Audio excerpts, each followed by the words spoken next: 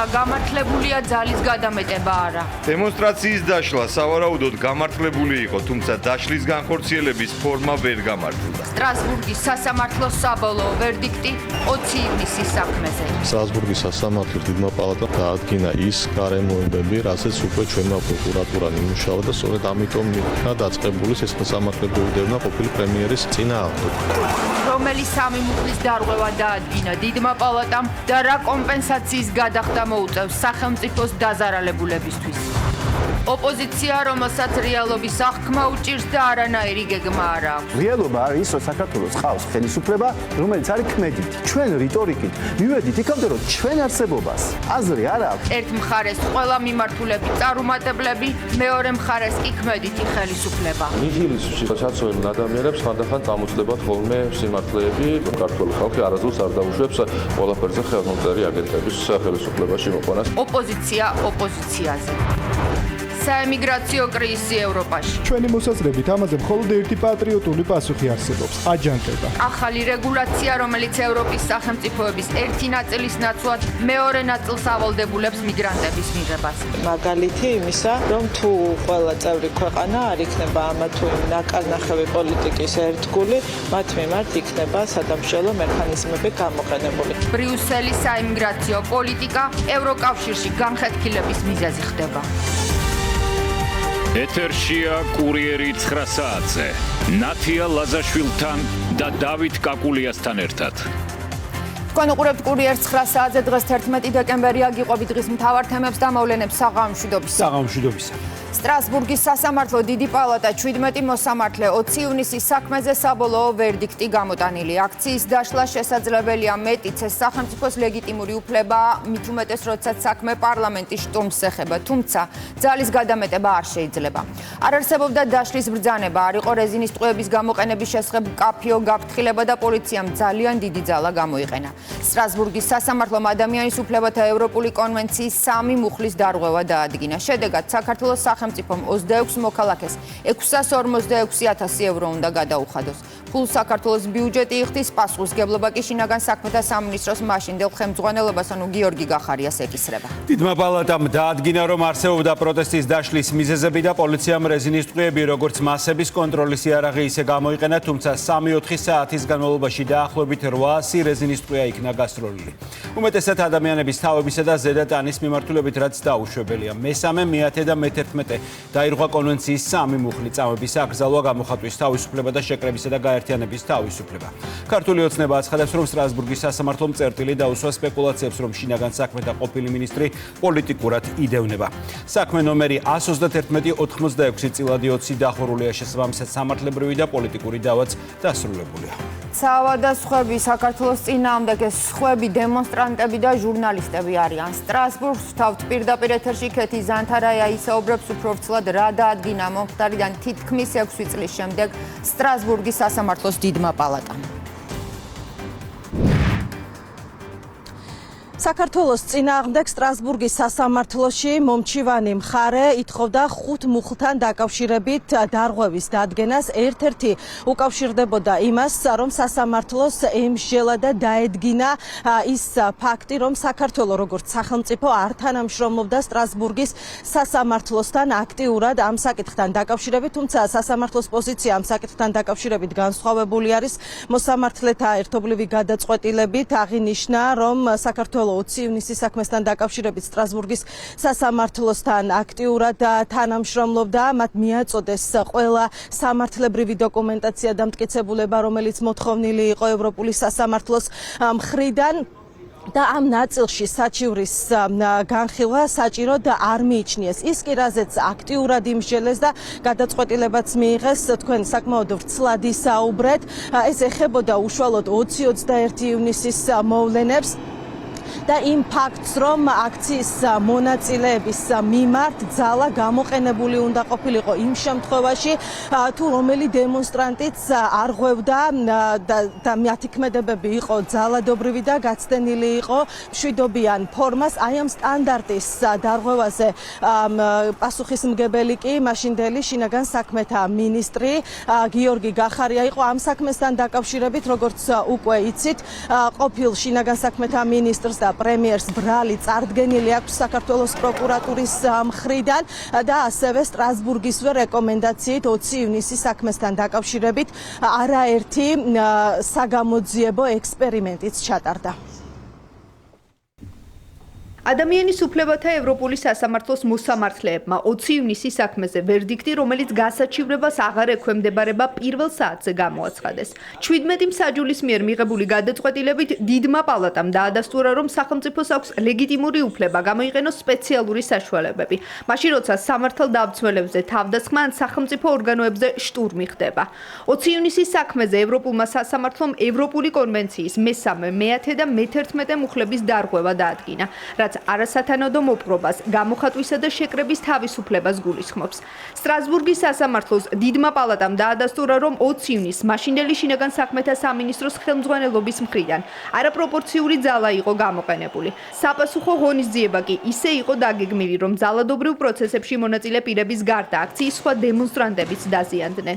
მსაჯულთა ვერდიქტში წერია, რომ 20 ივნისის დემონსტრაციის დროს პარლამენტზე შტურმი ოპოზიციონერმა პოლიტიკოსებმა წაახალისეს.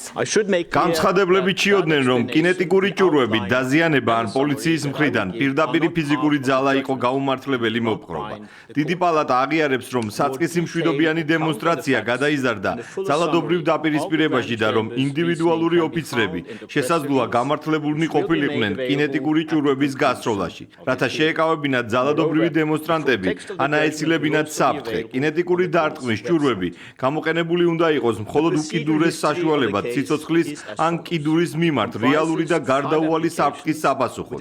დიდმა პალატამ აღიარა, რომ დაძაბულობის სიტუაციაში ბრბოს წინარიგებში დაჟინებული და ძალადობრივი ქცევი, დემონსტრაციის დაშლა სავარაუდოდ გამართლებული იყო. მით უმეტეს, რომ დემონსტრაცია უშუალოდ პარლამენტის შენობის წინ მიმდინარეობდა. თუმცა დაშლის განხორციელების ფორმა ვერ გამართლდა, განსაკუთრებით იმიტომ, რომ იქ მყოფებისთვის არც დემონსტრაციის დატოვების ბრძანება გაცემულა და არც მკაფიო, გასაგონი გაფრთხილება მომავალი კინეტიკური მოქმედების მქონე საშუალებების გამოყენების შესახებ. რაც ყველაზე მნიშვნელოვანია, გამოყენებული იქნა სამართალდამცავთა მხრიდან გადამეტებული და გაუმართლებელი ძალა, რამაც ყველა განცხადებელს ფიზიკური დაზიანება მიაყენა. ეს შეიძლება ჩაითვალოს დიდი პალატის ძირითად მიგნებად ამ საქმეში.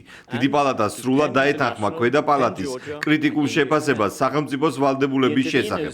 ჩაატაროს საფუძვლიანი დროული და ეფექტური გამოძიება. დიდი პალატის ვერდიქტამდე კი იყო 2024 წლის 7 მაისის გადაწყვეტილება.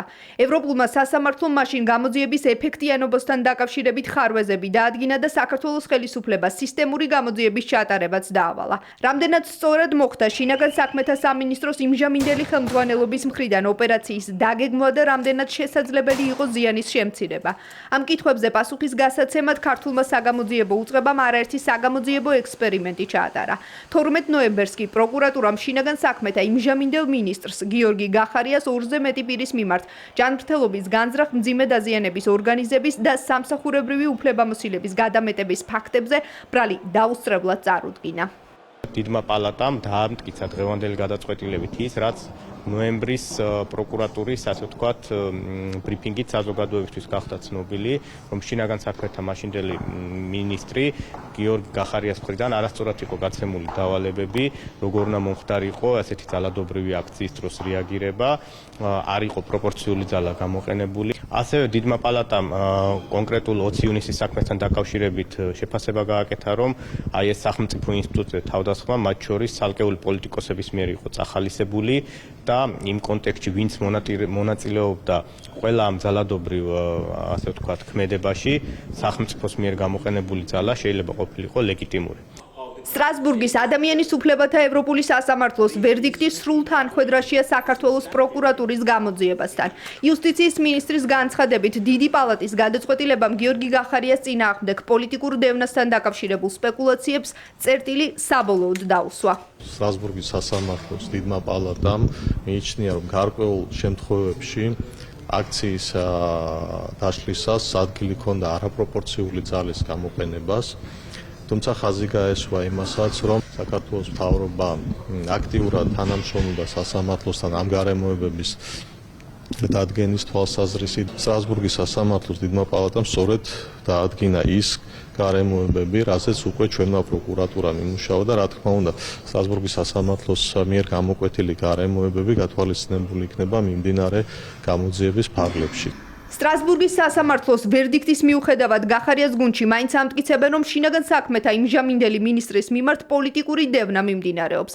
ამის დასადასტურებლად გახარიას გუნდი სასამართლოში მტკიცებულებების წარდგენას აანონსებს.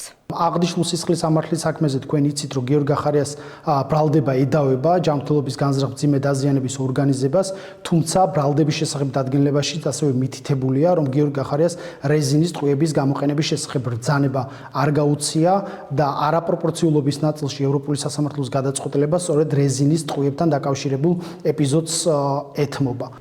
ქართული ოცნებისთვის კი ადამიანის უფლებათა ევროპულმა სასამართლომ ის დაადასტურა, რაზეც მმართველი გუნდი უკვე დიდი ხანია აპელირებს, რომ სახელმწიფოს აქვს სპეციალური საშუალებების გამოყენების ლეგიტიმური უფლება, მაშინ როცა აქცია ძალადობრივ სახეს იღებს.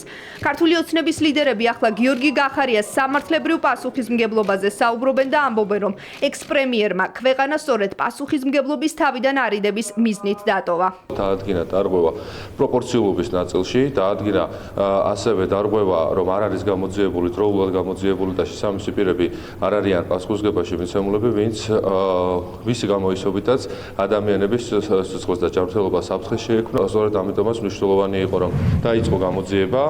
გამოძიების შედეგები კი ყველასათვის ცნობილია.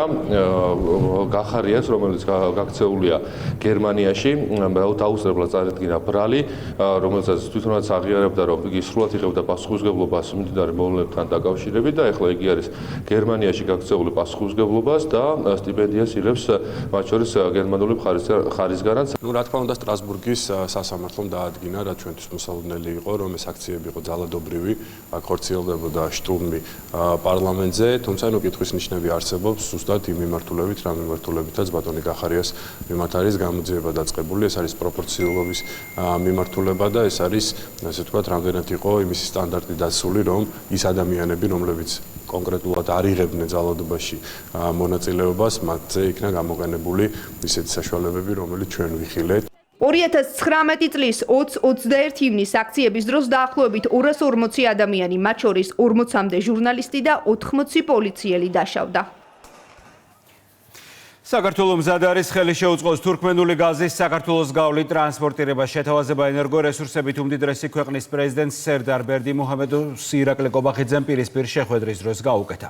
საქართველოს პრემიერ-მინისტრი თურქმენეთში, სადაც ორმა ლიდერმა ასევე ისაუბრა შუა დერეფნის გამოყენებით ცენტრალური აზიიდან საქართველოს საზღვაო პორტების მიმართულებით დამატებითი ტვირთების მოზიდვასა და სატრანზიტო თანამშრომლობის გაღრმავებაზე უნდა გაიმართოს ორი ქვეყნის მთავრობის წევრების გაფართოებული ფორმატის მოლაპარაკებაც. თურქმენეთი, რომელიც ბუნებრივი არის მარაგით მსოფლიოში მე-4-მე-5 ადგილზეა გაზის ექსპორტის დივერსიფიკაციის გზებს ეძებს და საქართველოს გავლით ტრანსკასპიური გაზსადენის მშენებლობასაც კი განიხილავს. აშხაბადისთვის ევროპაში გაზის მიწოდების საკითხი ერთ-ერთი ყველაზე აქტუალურია. ირაკლი კობახიძე თურქმენეთის დედაქალაქში მშვიდობისა და ნდობის საერთაშორისო ფორუმში მონაწილეობის მისაღებად ჩავიდა, რომელიც თურქმენეთის მუდმივი ნეიტრალიტეტის 30 წლის იუბილესთან დაკავშირებით იმართება. საქართველოს პრემიერი ფორუმზე სიტყვით ხვალ გამოვა. ლიკა ალელიშვილი ისაუბრებს აშხაბადიდან. საერთაშორისო ფორუმის ფარგლებში საქართველოს პრემიერ-მინისტრმა უკვე გამართა ორმხრივი შეხვედრა თურქმენეთის პრეზიდენტთან, რომელმაც ირაკლი კობახიძეს ნდობისა და მშვიდობის საერთაშორისო ფორუმში მონაწილეობისთვის მადლობა გადაუხადა. თავის მხრივ თურქმენეთის პრეზიდენტმა მადლობა მიიღო საქართველოს მთავრობის მეთაურისგან საქართველოს ტერიტორიული მთლიანობისა და სუვერენიტეტის მხარდაჭერისთვის.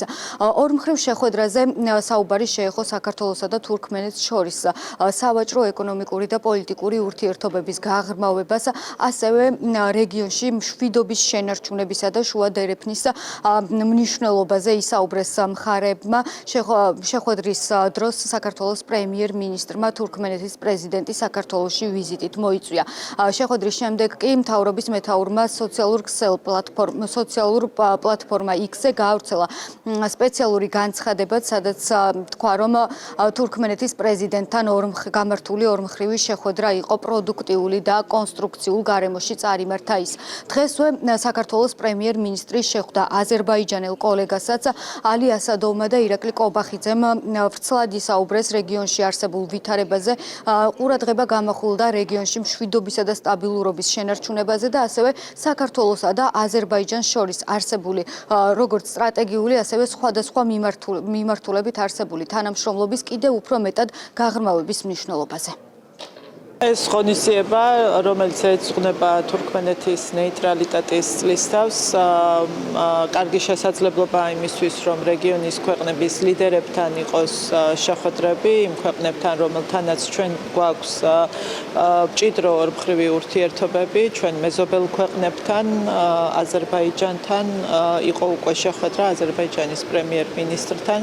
რა თქმა უნდა, ჩვენ გვაქვს ძალიან მნიშვნელოვანი ორმხრივი დღის წესრიგი ამ ქვეყანასთან და რა თქმა უნდა მნიშვნელოვანია რომ უმაღლეს დონეზე იყოს ის საკითხები განხილული რაც შეეხება ჩვენს ქვეყნებს შორის პოლიტიკურ, ეკონომიკურ ურთიერთობებს. ასევე შესაძლებლობა იქნება სხვა ლიდერებთან ცენტრალური აზიის ქვეყნებთან შეხვედრების, რაც ასევე საჭირო და მნიშვნელოვანია საქართველოსთვის, განსაკუთრებით ჩვენი ქვეყნის სატრანზიტო პოტენციალის გამოყენებისთვის და ეს ამ შეხვედრების ფარგლებში რა თქმა უნდა პირველ რიგში განხილული იქნება ის სავაჭრო ეკონომიკური ურთიერთობები და თემები, რაც დგას აქტიურად საქართველოს ეკონომიკური განვითარების დღის წესრიგში.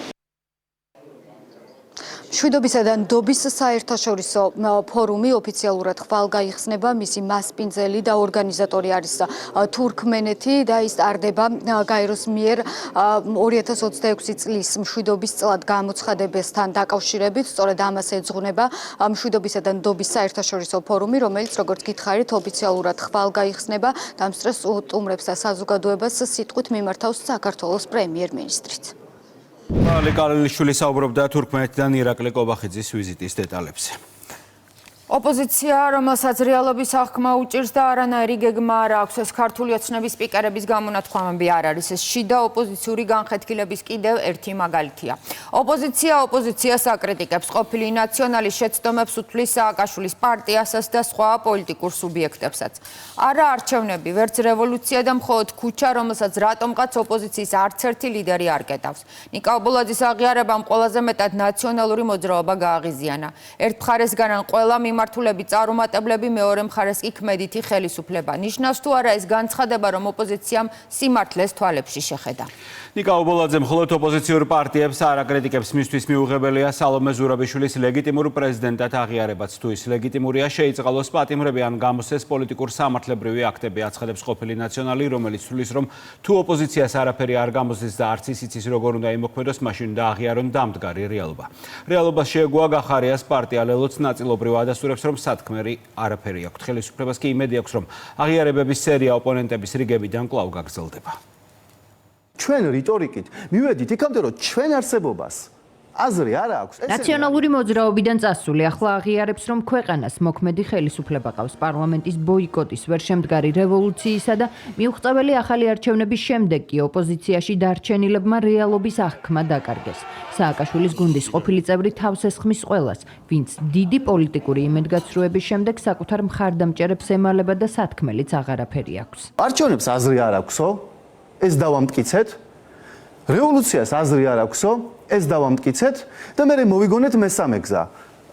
მუდმივი რაღაცა პროცესი და დემონტაჟი და ქუჩის გადაკეტვა. პოლიტიკური პარტიის ლიდერები ამ გზას თუ ირჩევენ, ქუჩას რატო არ კეტავენ მაშინ ეხლა? თუ ქმედება ის არის, რომ ვამბობთ, რომ სალომე ზურაბიშვილი არის ლეგიტიმური პრეზიდენტი, გამოვიდეს და შეიწყალოს პოლიტიკური პატიმრები. რეალობის აღქმა გვიჭირს და რეალობა არის ის, რომ საქართველოს ყავს ხელისუფლება, რომელიც არის ქმედითი. მან სულ არასწორი არჩევანები აკეთა მთელი თავისი პოლიტიკური ცხოვრების მანძილზე. ობოლაძის აღიარებას არ იზიარებენ ფედერალისტები, ახსენებენ, რომ 4-ში დაწყებისა და 4-ში დასრულების გეგმის, ეგრეთ წოდებული თბილისის გამოგლეჯვის იდეის ერთ-ერთი აქტიური მხარდამჭერი თავად შესაძლებლობადაც იყო. 4 ოქტომბრის დაწყების და 4 ოქტომბრის დასრულების და თბილისის გამოგლეჯვის ჰალუცინაციების მხარდამჭერის უფრო ღრმა ანალიზი ზედმეტი იქნება. კანონზომიერია ნიკა ობოლაძის კონვულსიებიც და ფრუსტრაციაც. ნაციონალურ მოძრაობას ყოფილებთან არ უმართლებს. ესეც მხოლოდ პოლიტიკური განქორწინების შემდეგ ნათქვამია. გუნდიდან წასულებს ნაციონალურმა მოძრაობამ დღეს ტონი დაუწუნა, თუმცა მათი სიმართლე ვერ უარყო. საბოლოოდ სააკაშვილის პარტიაში იძულებული გახდნენ ეღიარებინათ, რომ ქუჩაში დარჩენილ ოპოზიციას ბრძოლის რესურსი ამოწურული აქვს. ჩვენი სტრატეგია არის ახალი არჩევნები, ჩვენ არანაირი რესურსი არ გვაქვს, თუმცა ეს არ არის არსებით. ასეთ აღიარებას სახელისუფლებო გუნდის სხვა ოპოზიციური პარტიების ლიდერებისგანაც ელოდება. ქართული ოცნება აქციების მომხრეებს ურჩევს გარედან მიღებული დირექტივების ნაცვლად საკუთარ პრობლემებზე იფიქრონ. პრობლემა უნდა ეზრდებოდონ საკუთარ თავში, მანამ სანამ ისინი გარედან მიღებული დირექტივების შესრულებაზე იქნებიან ორიენტირებული, ნებისმიერ მათ მცდელობას, რა თქმა უნდა, კრახისკენ აქვს ერთადერთი მიმართულება. ოპოზიცია საკუთარი მხარდამჭერებისთვის რომ სათქმელი აღარაფერი აქვს აღიარებს ძლიერი საქართველოს ლელოს გენერალური მდივანი ხაზარაძე ჯაფარიძის გაუჩინარებას პოლიტიკური სტრატეგიის არარსებობით ამართლებს და ცდილობს ამტკიცოს რომ ლიდერების სცენაზე მალე დაბრუნდებიან. სად არიან თქვენი ლიდერები? ვგულისხმობ, ნაკლებად ჩანან მამუკა ხაზარაძე და ბადრი ჯაფარიძე საჯარო სივრცეში. საჯაროდ ლიდერების გამოსვლის საკითხი უკავშირდება სიახლის თქმის შესაძლებლობას. ახლა საკმაოდ ძიმედროა იმისთვის, რომ სიახლეებზე რთული პერიოდია ყველა ველზე საერთოდ, ამიტომ აუცილებლად როცა დრო იქნება ამის, ავიღოთ პასუხისმგებლობა კონკრეტულ ნაბიჯებზე, გეგმაზე, სტრატეგიაზე, ისინი აუცილებლად ანუ რას აპირებს ლელო, სწორედ ამის შესახებ უკვე განაცხადს გააკეთებენ ლიდერები. ლელოს საარჩევნო პარტნიორები კი ირწმუნებიან, რომ მათი რიგებიდან არავინ იმალება. გახარიას გუნდი კრიტიკის ადრესატად თავს არ მიიჩნევს, თუმცა თავად აკრიტიკებს და პროვოკაციაში ადანაშაულებს ყველას, ვინც მათი პოლიტიკური გზით არის არა. ბოლოს უკვე 4 ოქტომბრის აქტი, რაც განხორციელდა და პროვოკაცია ქართველი ხალხის წინააღმდეგ, ეს ყველაფერი იყო მცდარი გადაწყვეტილება. არ ვიცი, რომელ გამქრალ ლიდერებზე საუბრობენ, როდესაც ჩვენ ძალიან კაფიოდ მიუყვებით ჩვენი დღის წესრიგს. მართველი პარტიისთვის სწორი პოლიტიკური გზით პარლამენტში შესვლამდე არც გახარიას გუნდსულია, თუმცა ქართული ოცნებისთვის უფრო მძიმე მდგომარეობაში ახლა ქუჩაში დარჩენილები არიან. სახელისუფლებო გუნდი ყველას ურჩევს საბოლოო ნაბიჯი გადადგან და პოლიტიკური ასპარეზიც დატოვონ. სიცრუეში ცხოვრებას უნდა თავი გაანებონ რა. მიიღონ ის მოცემულობა რაც არის.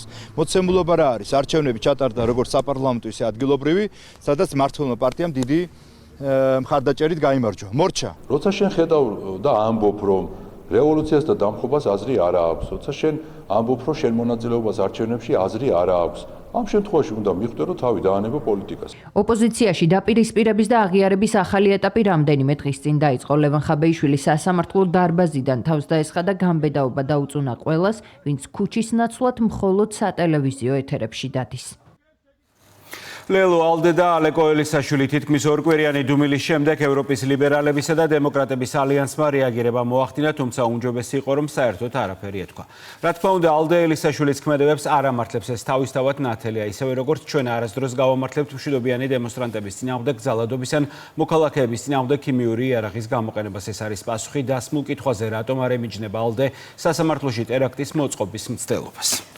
რაშუაში ერთმანეთთან დადასტურებული და კამერებით გადაღებული ფაქტი სასამართლოს გადაწვის მცდელობა და BBC-ს ჰიპოთეზა ქიმიური იარაღის გამოყენებაზე, რომელსაც თან არ ახლავს არანაირი მტკიცებულება. სწორედ მსგავსი განცხადებები ახდენს ევროკავშირის პოლიტიკური წრეების დისკრედიტაციას.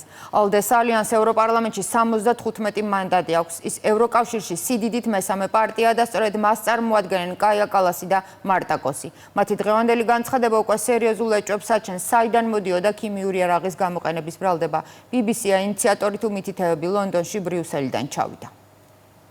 მინიშნებები ტყუილზე თლიანად ფასს უკარგავს იმ გამიჯვნასაც, რაც ჩვენ ვიხილეთ. სახელისუფლებო გუნდი ალდეს ორმაგი სტანდარტით მოქმედების გამო აკრიტიკებს. ევროპის ლიბერალ-დემოკრატიულმა პარტიამ, რომლის ალიანსშიც ლელოს კოალიციაც შედის, ალეკო ელისაშვილის მიერ სასამართლოს კანცელარიის შენობის გადაწვის მცდელობის ფაქტი შემთხვევიდან 2 კვირის შემდეგ დაგმო, თუმცა ღიად არ გამიჯვნია. მეტიც ევროპარლამენტის ერთ-ერთმა უმსხვილესმა გაერთიანებამ სოციალურ ქსელ X-ზე საქართველოს ხელისუფლება ქიმიური ქიმიური იარაღის გამოყენებაში დაადანაშაულა. ოცნებაში BBC-ს ეგრეთ წოდებულ საგამოძიებო ფილმსა და ალდეს განცხადების მიღმა საერთო კვალს ხედავენ. განმარტავენ, რომ იმ ფონზე, როდესაც გამოძიებამ BBC-ს ჰიპოთეზა სრულად გაანულა, მსგავსი ორაზროვანი ტექსტები ალდეში არსებულ კრიზისზე მიუთითებს. არც არავინ მოელოდა, რომ ალდე დაიცავდა ალეკო ელისაშვილს, თუმცა ის ფორმა, რა ფორმითაც ხდება ეს გამიჯვნა, რა თქმა უნდა, ეს კიდევ ერთხელ გვანახებს თუ რამდენად არაგულწრფელია, რამდენად ფასადურია ზოგადად ის ფასეულობები. მაშინაც კი როცა უკვე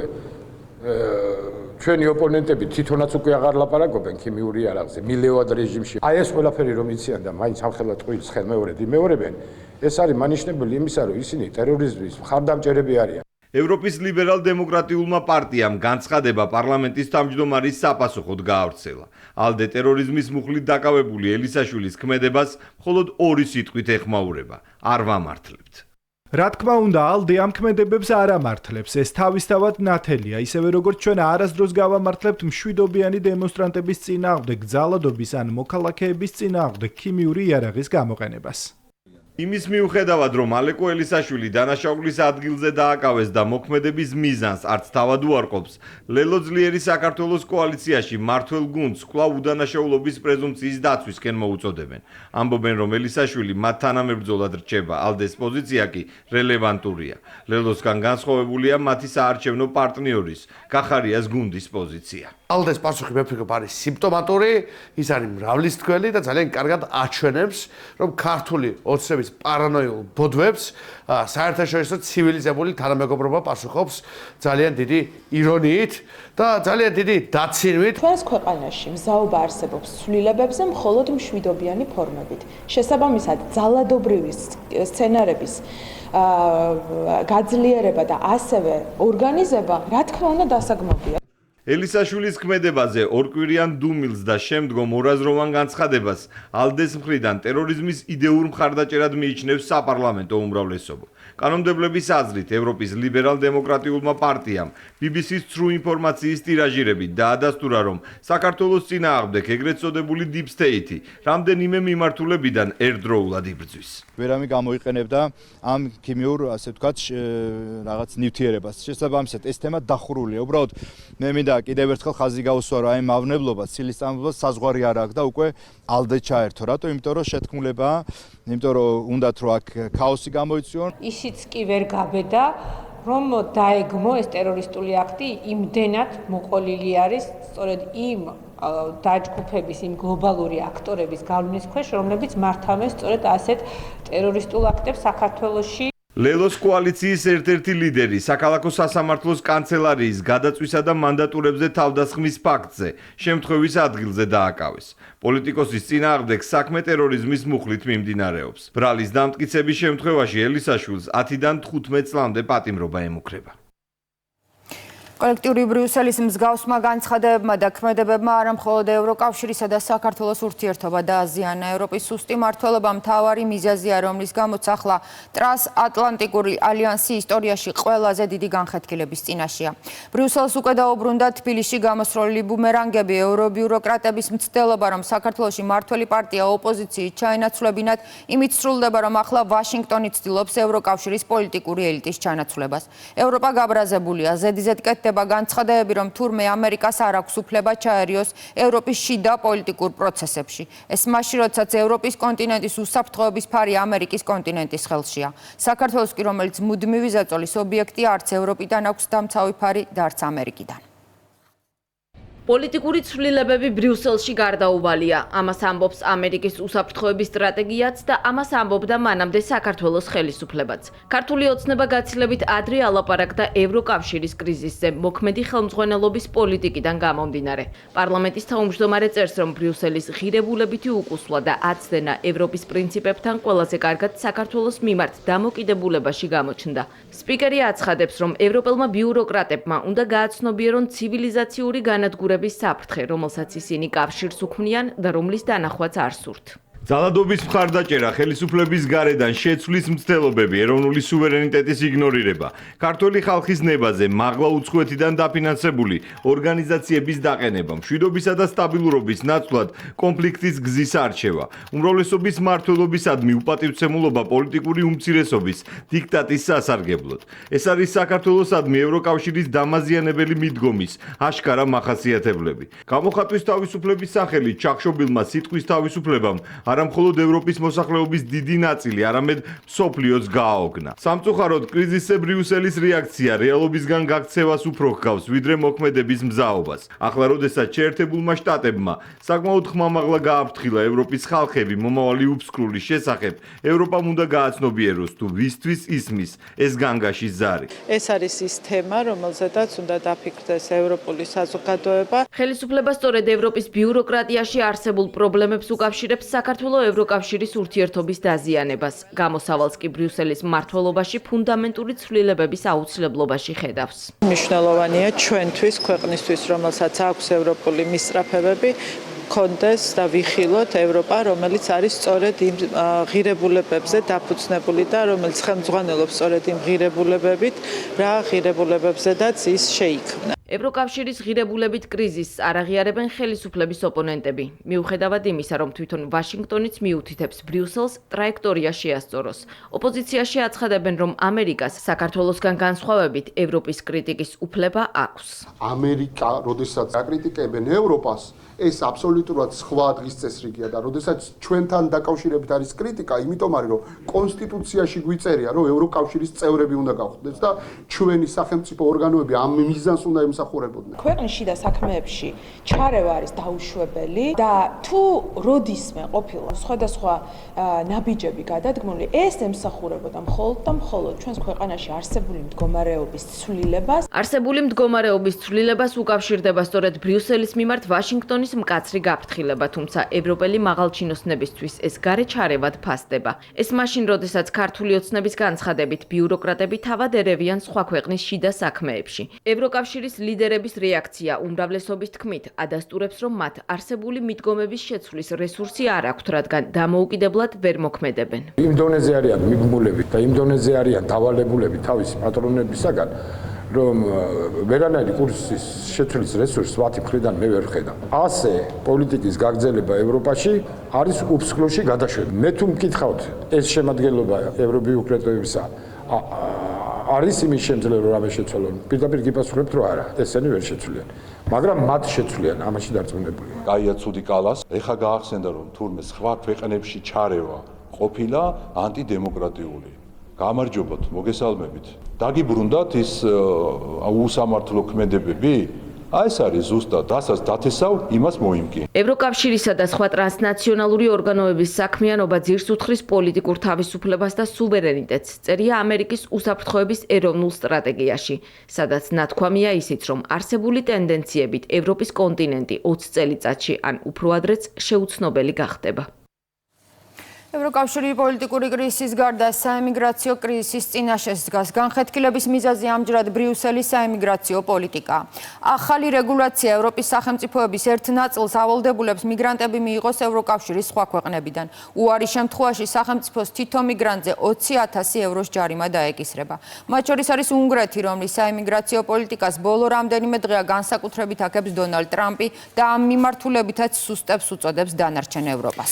უნგრეთის პრემიერ-მინისტრი პირდაპირ ამბობს, რომ ევროკომისიის გადაწყვეტილებაზე მხოლოდ ერთი პატრიოტული პასუხი არსებობს. აჯანყება ბუდაპეშტის პროტესტ გამოცემა ტელეგრაფის ცნობით ავსტრია, ბულგარეთი, ხორვატია, ჩეხეთი, ესტონეთი და პოლონეთი შეუერთდნენ. არც ერთ ამ ქვეყანას არ სურს ბრიუსელის გადაწყვეტილების აღსრულება და საკუთარ ქვეყანაში მიგრანტების მიღება.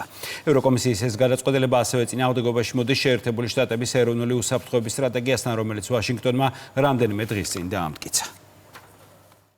ესეც არის ერთგვარი მაგალითი იმისა, რომ თუ ყველა წევრი ქვეყანა არ იქნება ამა თუ იმ ნაკარნახევი პოლიტიკის ერთგული, მათ მიმართ იქნება სადამსჯელო მექანიზმები გამოყენებული. ასე აფასებს საქართველოს საგარეო საქმეთა მინისტრი ბრიუსელის ახალ საიმიგრაციო პოლიტიკას, რომელიც ევროკავშირის წევრ ქვეყნებს მიგრანტების მიღებას აიძულებს. უარის შემთხვევაში კი სახელმწიფოებს თითოეულ ადამიანზე 20,000 ევროიან ჯარიმას უწესებს. ასეთი მნიშვნელოვანი საკითხები, რომელიც ძალიან სერიოზულ გავლენას ახდენს ევროკავშირზე, შეუძლებელია წყდებოდეს ევროკავშირის წევრი ქვეყნების ინტერესების გათვალისწინების გარეშე. რაც ერთგვარად ეწინააღმდეგება კიდეც იმ პრინციპებს, რა პრინციპებზედაც შეიქმნა ევროკავშირი, მაშინ როდესაც საუბარი არის საერთო ინტერესების გათვალისწინებაზე, ეროვნული ინტერესების გათვალისწინების კონტექსტში. ბრიუსელში მიღებულ გადაწყვეტილებას სხვა ქვეყნების შიდა საქმეებში უხეშ ჩარევად აღიქვამენ ევროკავშირის წევრ სახელმწიფოებში. გამოცემა ტელეგრაფის ცნობით ახალი საიმიგრაციო პოლიტიკის წინააღმდეგ უკვე გამოვიდნენ ავსტრია, ბულგარეთი, ხორვატია, უნგრეთი, ჩეხეთი, ესტონეთი და პოლონეთი. ამ ჩამონათვალიდან სათქმელი არ დამალა და ევრობიუროკრატების მიზანი ღიად გაშიფრა უნგრეთმა. ქვეყნის პრემიერ-მინისტრი ვიქტორ ორბანი ახლა ამბობს, რომ გადაწყვეტილებაზე ბუდაპეშტს მყისიერი პასუხი ექნება და უპასუხოდ არც ისინი დარჩებიან, ვინც ქვეყნის შიგნით ბრიუსელის აგენტურას წარმოადგენენ. ჩვენი მოსაზრებით ამაზე მხოლოდ ერთი პატრიოტული პასუხი არსებობს: აჯანყება. ჩვენ სწორედ ამას გავაკეთებთ. ჩვენი მთავრობის პირობებში აქ ფეხს არ დაადგამს არც ერთი მიგრანტი, არც სამხრეთიდან და არც დასავლეთიდან. ამასობაში ბრიუსელის ადგილობრივი აგენტები უნგრეთში მზად არიან ზურგში დანაც ჩაარტყან უნგრელ ხალხს და კომისიასთან გარიგება დადონ მიგრანტების მიღებაზე. ევროკავშირის ახალი საიმიგრაციო პოლიტიკა 21,000 მიგრანტი იტალიისა და საბერძნეთის მსგავსად სხვა წევრ სახელმწიფოებში გადანაწილდნენ პირდაპირ წინააღმდეგობაში მოდის ვაშინგტონის ეროვნული უსაფრთხოების სტრატეგიასთან. 33 გვერდიან დოკუმენტში პირდაპირ წერია, რომ ევროპაში სხვა ეროვნების ადამიანების უკონტროლო შემოდინების გამო კონტინენტი სახეს კარგავს. ბრიუსელის მსგავსად სწორედ ამ არგუმენტს უგულებელყოფენ ახლა თბილისში მყოფი ევრობიუროკრატების მხარდამჭერები. ქართულ ოპოზიციაში საკითხის შეფასების დროს ან კითხვას დავსარიდებენ, ან მხოლოდ იმას ამბობენ, რომ თავის პრობლემებს ევროკავშირი თავადვე სხვა სახელმწიფოების ჩარების გარეშე მოაგვარებს. არ მგონია, რომ აქ გამწყავდეს ურთიერთობები, იმიტომ რომ ევროკავშირი ძალიან პრაგმატულად და ძალიან კარგად ცნობს ადამიანების განსხვავებულ აზრს. ეროვნულ პრობლემებს და ნაციონალურ პრობლემებს მივხედოთ ჩვენ და ევროკავშირის მიგრაციის პოლიტიკაზე, მაშინ დაუბრუნდეთ ამ საკითხს, როდესაც საქართველოს დაუბრუნდება ევროპული განვითარების გზას და ევროპულ პერსპექტივას. ჟურნალისტების კითხვის საპასუხოდ თემაზე საპარლამენტო უმრავლესობაშიც ისაუბრეს. ქართველი კანონმდებლები ამბობენ, რომ ევრობიუროკრატებს ევროკავშირისთვის ვერდიქტი თავადვე გამოაქვთ. ითქვა ისიც, რომ ახლა ევროპული გაერთიანების მართველი რგოლი არ ითვალისწინებს მთავარი პარტნიორის მოწოდებას და შტატებიდან მომავალ კრიტიკას პრობლემის გამოსწორების ნაცვლად აგრესიული თავდაჯერებულობით პასუხობს. აბსოლუტურად სწორია ორბანის გადაწყვეტილება, ის თავის ეროვნულ ინტერესებს იცავს. ის რაღაც ულტრალიბერალური ყველა ზღვარს გადასულ ნარატივებს კი არ აყვა, თავის ქვეყნის ინტერესების დაცვას ზე გადავიდა დიდი ხანია უკვე. ამერიკის შეერთებულ შტატებშიც იგივე ხდებოდა, თქვენ გახსოვთ და ერთ-ერთი დიდი დაპირება ტრამპისა ის იყო, რომ ამ უკანონო მიგრაციის წინააღმდეგ გამოვიდოდა და იცით რა ზომები მიიღო. რასაც ევროპაში ვერ ხედავთ, იქ ბრძოლა კი არ მედის, პირიქით საპირისპირო მიმართულებით მოძრაობენ, რასაც სრულიად დამსახურებულად უწოდეს ამ მოძრაობას უფსკვლისში გადაშვების წინაპირობა. ევროკავშირი აი კოლაფსის პირას არის უკვე. ნაწილი სახელმწიფოები იცავენ თავის ეროვნულ ინტერესებს, რა არის ეს, რომ დაიცვან თავისი საზღვარი, ეს ემიგრანტები მაქსიმალურად შეზღუდონ, თუმცა ევროკავშირის ლიდერებს, რომელიც იმართებიან deep state-ისგან, პირდაპირ გეტყვით, იმართებიან რაღაც ბიუროკრატიისგან, პირიქით აიძულებენ, რომ ესე იგი უკვე ჯარიმების კი დააწესეს ის ქვეყანა თუ რომელიმე არ მიიღებს ამა თუ იმ ემიგრანტს. ასე რომ ეს კიდევ ერთხელ მეტყველებს, რომ რაღაც ვალდებულებებია გარკვეულ ჯგუფებს, ევროკავშირის ეხლანდელ ხელმძღვანელობას ლიდერებს აღებული აი ამ deep state-დან და შემდეგ ვერ გადაუხვეს ეთყობა, იმიტომ რომ ეშინიათ. გადაწყვეტილება ევროკავშირის საიმიგრაციო პოლიტიკის ცვლილების შესახებ პოლიტიკური გაერთიანების შინაგან საქმეთა მინისტრებმა 8 დეკემბერს მიიღეს. ახალი წესები 2026 წლის ივნისიდან ამოქმედდება. ევროკავშირის წარმომადგენლობის ოფისში დღეს ევროპული გაერთიანების 30 წლის თავთან დაკავშირებით ღონისძიება გაიმართა. შეხვედრა სხვადასხვა საგანმანათლებლო პროგრამის მონაწილეებთან ერთად საქართველოში აკრედიტებული დიპლომატიური კორპუსის წარმომადგენლებიც ესწრებოდნენ. მათ შორის იყო გერმანიის ელჩი პეტერ ფიშერი, რომელსაც მედიამ კითხვა ოპოზიციის წახალისებაზე დაუსვა. ფიშერი კვლავ უარყოფს ევროკავშირის ელჩს. პაულ ჰერჩინსკის კი ამ თემაზე საერთოდ არ სურს საუბარი ჟურნალისტებთან. შეხვედრა ცოტა ხნის წინ დასრულდა, ადგილიდან ლუკა ჩანგელია გვერდება. საღამომშვიდობის ჩვენ თითქმის 1 საათის განმავლობაში ველოდებოდით საქართველოში ევროკავშირის ელჩს, იმისთვის რომ მიგვეღო კონკრეტულ კითხვებზე კონკრეტული პასუხები. მაგალითად, გვაინტერესებდა, რას ფიქრობს პაվել ჰერჩინსკი ამერიკის შეერთებული შტატების უსაფრთხოების სტრატეგიასთან დაკავშირებით, რომელშიც ღიად არის გაკრიტიკებული ევროკავშირი და მარტივად რომ თქვა, პირდაპირ არის გამეორებული და ხაზგასმით ნათქვამი ის რიტორიკა და განცხადებები, რასაც უკვე რამდენიმე წელია ოფიციალური თბილისი ბრიუსელის მიმართ აკეთებს და რის გამოც ხშირ შემთხვევაში საქართველოს ევრობიუროკრატები აკრიტიკებდნენ ხოლმე. რა პოზიცია აქვს ახლა პაվել ჰერჩინსკის მიიჩნევს თუ არა, რომ პრორუსული არის ის განცხადებები, რომელიც ამერიკის შეერთებული შტატებისგან ისმის, ამ კითხვებზე პასუხის მიღების სანაცვლოდ კი ის მივიღეთ, რომ 1 საათიანი ლოდინის შემდეგ მისივე პრეს-ცენტრის განცხადებით მან სხვა გასასვლელით დატოვა ის დარბაზი, სადაც ღონისძიება ტარდებოდა. თუმცა, ვიდრე ადგილზე ევროკავშირის ელჩს ველოდებოდით, აქ გამოჩნდა გერმანიის ელჩი, რომელმაც პირველი კომენტარი გააკეთა მედიასთან მას შემდეგ, რაც გერმანიიდან დაბრუნდა. შეგახსენებთ, რომ ის გერმანიაში თავის მთავრობასთან კონსულტაციებზე იმყოფებოდა. პიტერ ფეშერს დავუსვით შეკითხვა, რატომ იყო მისი პირველი ნაბიჯი საქართველოში დაბრუნების შემდეგ რუსთაველის გამზირზე, იმ საპროტესტო აქციაზე მისვლა, რომელშიც მონაწილეობას 4 ოქტომბრის ვერშემდგარი რევოლუციის ორგანიზატორები და მასში მონაწილე პირები იღებდნენ. თავად ფიშერი აღნიშნავს, რომ ეს არის ცრუ ბრალდება და ის ამ თემაზე საუბარს არ აპირებს. ამ საკითხებთან ერთად ბუნებრივია ჩვენ მოვისურვეთ, რომ მას სხვა შეკითხვებზეც გაეცა პასუხი იმ განცხადებებზე, რომელიც თბილისიდან მაგალითად გერმანიის საგარეო საქმეთა სამინისტროს მიმართ ისმის, თუმცა არც ერთ მათგანზე გერმანიის ელჩმა პასუხი არ გაგვცა, მან დუმილი ამჯობინა და ადგილი საკმაოდ მოკლე შეკითხვებით დატოვა, მოკლე პასუხებით დატოვა. ყვილია, მე პროტესტზე არ წევსულ ვარ, ეს შეკითხვა არასწორია, მე არ ვერთვები ამ შეკითხვებში.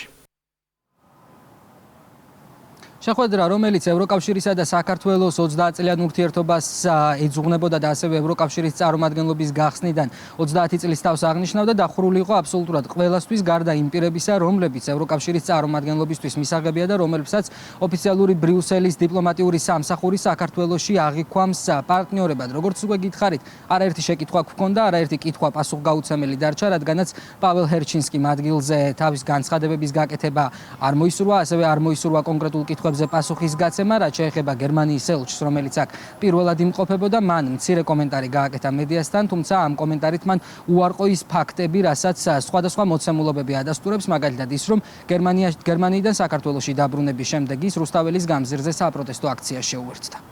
მადლობა, ლუკა ჩანგელია საუბრობდა კითხვებზე, რომლებსაც დიპლომატებმა არ უპასუხეს. და რა ხდება ამ დროს ევროკავშირის საზღვრებთან მიმდინარე ომში, რომელსაც ევროპა ვერ აჩერებს და არც ვაშინგტონის გეგმას ეთანხმება. დონალდ ტრამპი კი ყოველდღე უფრო მკაცრი ხდება.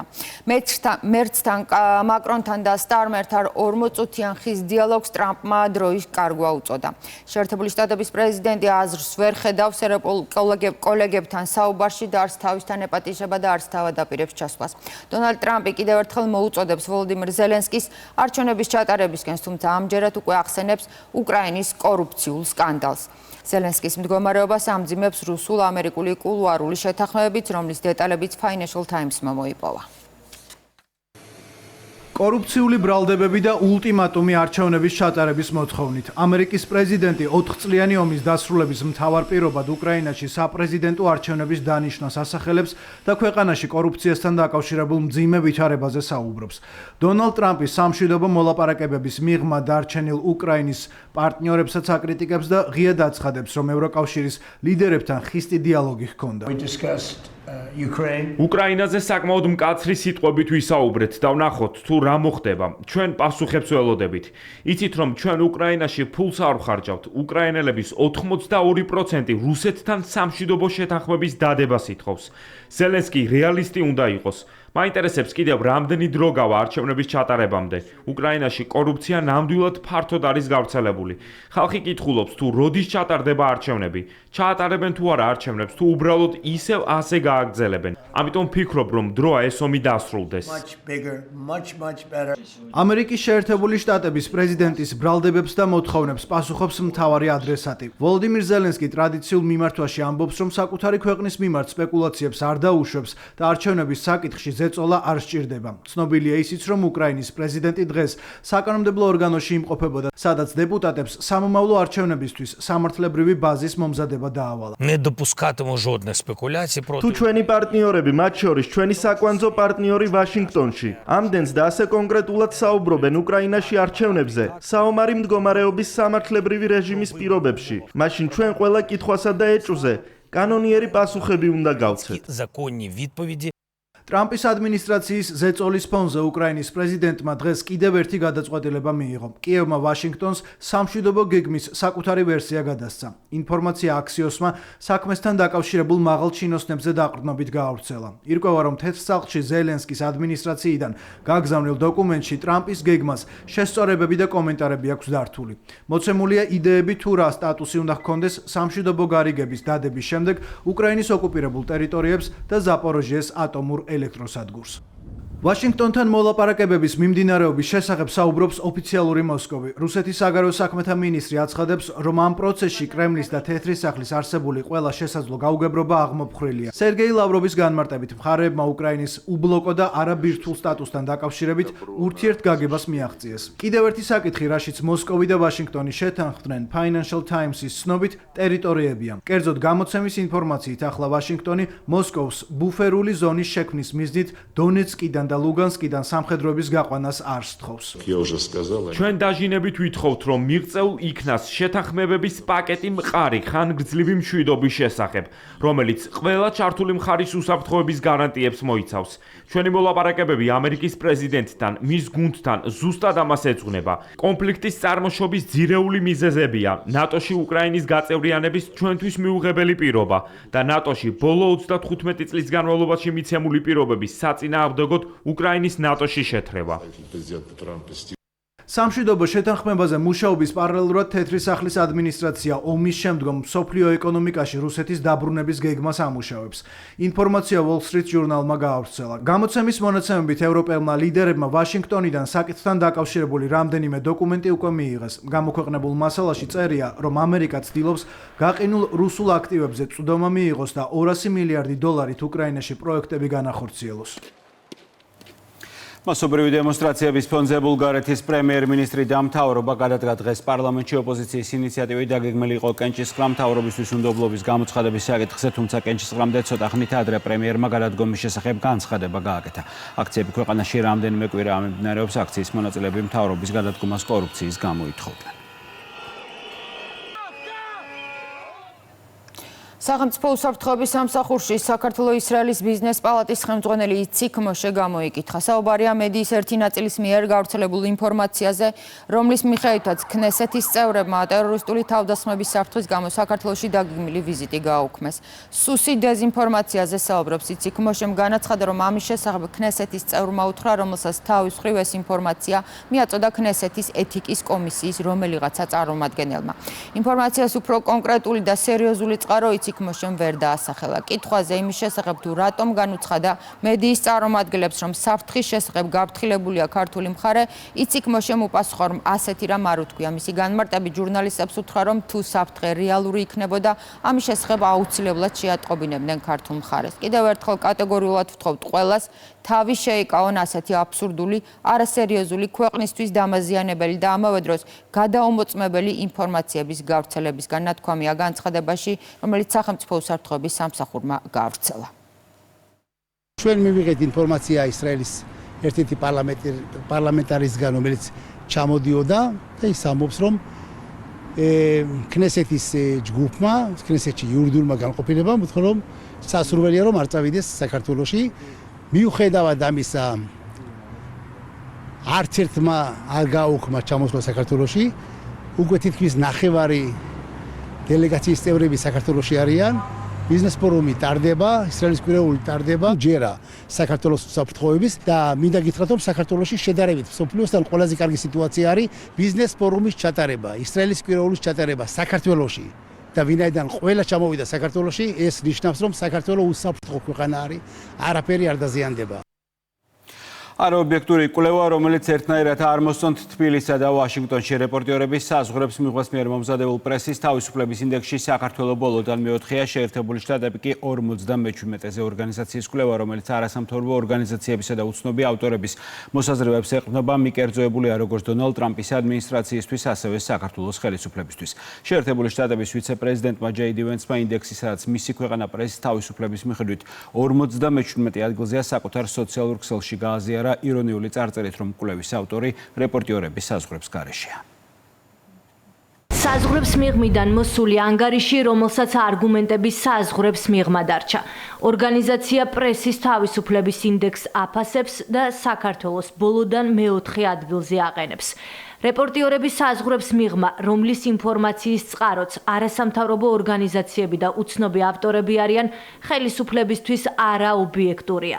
მიკერძოებულ ანგარიშს თბილისში ირონიით უპასუხეს. უმრავლესობის ლიდერმა სოციალურ ქსელში დაწერა, რომ ქვეყანა პრესის თავისუფლების 2012 წლამდე მაჩვენებელს სასწრაფოდ უნდა დაუბრუნდეს. მე ვფიქრობ, ეს შემაშფოთებელი მაჩვენებელია და სასწრაფოდ უნდა მოხსნათ გაუგონარი წნეხი მედიაზე. ბოლო დროს მათ შიში და კრიტიკული კითხვებისგან თავშეკავება პირად საუბრებშიც კი აშკარად შეეთხოთ. ასევე უნდა გაიხსნას ჩვენს მიერ დახურული ყველა მედია საშუალება, ხოლო ახალი ტელევიზიის გახსნა ნებისმიერი რაიონული პარტიული ოფისიდან გაუსვლელად უნდა გახდეს შესაძლებელი. ნოდარ მელაძეს და სხვა გმირ დამოუკიდებელ ჟურნალისტებს უნდა მიეცეთ უფლება ნებისმიერი პოლიტიკოსი ყოველგვარი განმარტების გარეშე ფანჯრიდან გადააგდონ, ხოლო პოლიტიკოსებს დაუწესდეთ ვალდებულება ჰაერშივე გასცენ პასუხი ნებისმიერ კითხვას. პარალელურად ტელეკომპანია იმედი უნდა გადაიცეს ნაციონალურ მოძრაობას, რუსთავი 2 ლელოს, პოსტივი გვარამიას და GDS-ი გახარიას.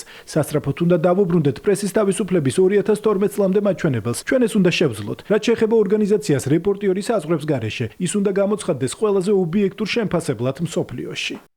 მმართველი გუნდი 2012 წლამდე პერიოდს იხსენებს, იმ დროს, როცა სააკაშვილის მმართველობის დროს მედია ტოტალურ კონტროლს ექვემდებარებოდა.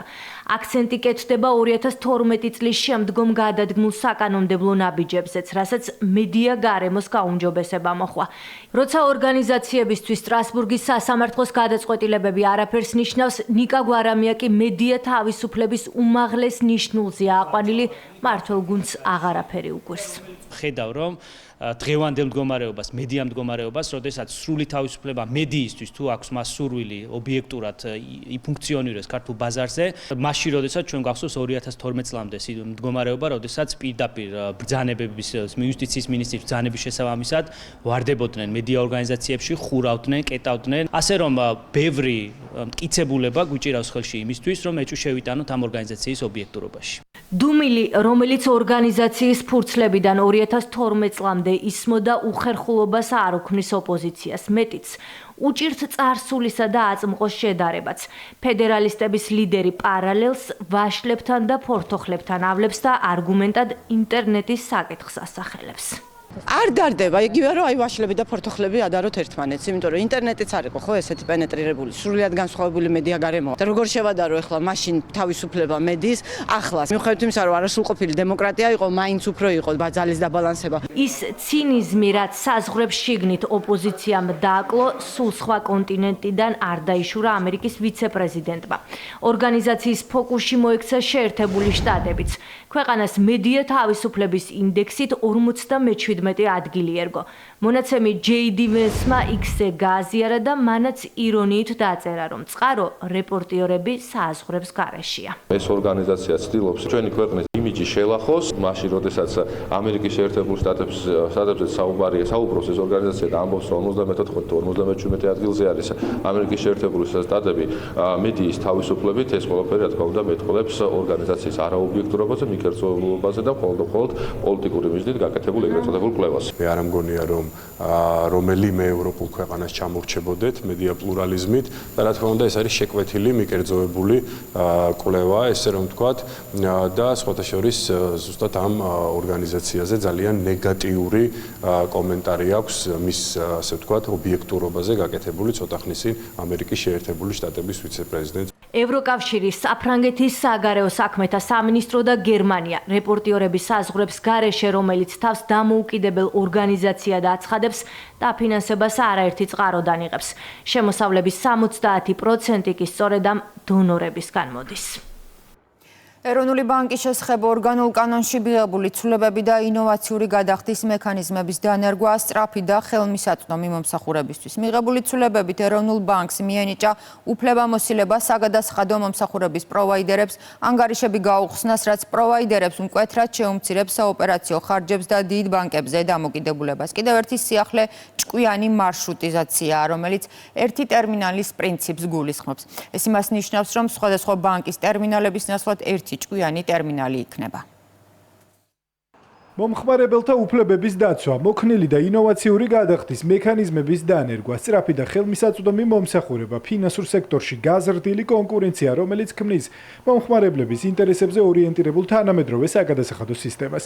ეროვნული ბანკის შესახებ ორგანულ კანონში მიღებული ცვლილებები ამ ძირითად ფაქტორებზეა დაფუძნებული. რიგითი მომხმარებლებისთვის, ან მცირე ბიზნესებისთვის ეს არის ნაკლები ხარჯები, ნაკლები ბიუროკრატია, ნაკლები შუამავლები, ან ყოველმხრივ სასარგებლოა. შედარებით მსხვილი ბიზნესებისთვის, მათ შორის საგადასახადო სერვის პროვაიდერებისთვის, ეს არის უფრო კონკურენტული, უფრო სამართლიანი სივრცე საკუთარი ბიზნესების განვითარებისთვის, ნაკლები დამოკიდებულება მსხვილ ბანკებზე, მეტი დამოუკიდებლობა. კანონში შესული ცვლილებები რამდენიმე ძირეულ სიახლეს ითვალისწინებს, მათ შორის ღია ბანკინგის მოდელის დანერგვას, როდესაც მომხმარებელი თავად ირჩევს სად, როგორ და ვისთან აწარმოოს ფინანსური საქმიანობა. ცვლილებებით ასევე ეროვნულ ბანკს მიენიჭა უფლებამოსილება საგადახდო მომსახურების პროვაიდერებს ანგარიშები გაუხსნას, რაც პროვაიდერებს მკვეთრად შეუმცირებს საოპერაციო ხარჯებს და დიდ ბანკებზე დამოკიდებულებას. ასევე შექმნის სამართლიან კონკურენტულ გარემოს, სადაც უფრო მეტი მოთამაშე შეძლებს ბაზარზე ოპერირებას. ეს ცვლილება გვაძლევს შესაძლებლობას, რომ სრულფასოვანი ანგარიშით მომემსახუროთ უკვე მომხმარებელს, მას გაუხსნათ აიბან ანგარიში და შევთავაზოთ უკვე მომსახურება ჩვენ სივრცეში.